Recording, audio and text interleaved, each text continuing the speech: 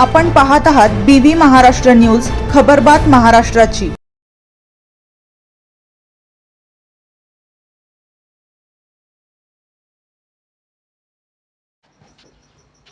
तळवडे दिगर ते पैठण पायीदिंडीला भाविकांकडून प्रतिसाद। रणरणत्या उन्हात 12 दिवसात पोहोचणार दिंडी पैठणला।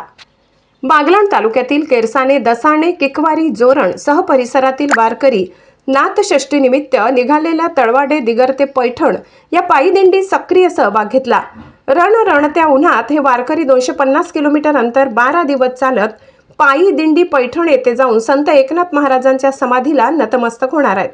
पैठण हे संत एकनाथांची कर्मभूमी आणि समाधीस्थळ असल्याने येथे नाथषष्ठी यात्रा आणि पायी दिंडीला मोठे आध्यात्मिक महत्त्व आहे।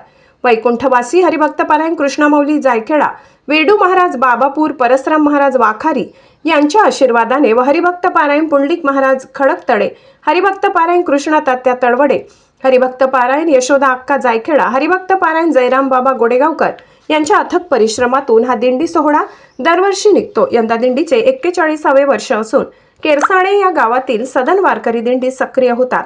शेतीच्या कामांना फाटा देत रणरणत्या उन्हात हरिनामाचा गजर करत पैठण येथे पोहोचतात। दिंडी मार्गावरील गावातील भाविकांकडून दिंडीतील वारकऱ्यांना चहा नाश्तासह दोन्ही वेळच्या भोजनाची व्यवस्था करण्यात या दिंडी मार्गावरील तळवडे, कपालेश्वर, सावकी, खालप, खडकतडे, निंबायती, उमराणे, शेवाडी वस्ती, वाखारी, कासारी, धानोरा, नांदगाव, लोणी, माडेगाव, गाजगाव, पद्मापूर, शिवपूर, विसरवडी, कातपूर, पैठण या मार्गाने दिंडी जाते। या दिंडीत रोज भाविक जोडले जातात, त्यामुळे दिंडीतील भाविकांची संख्या दिवसेंदिवस वाढत आहे।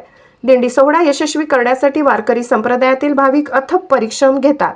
BV न्यूज महाराष्ट्रासाठी सहसंपादक अभिमन अहिरे।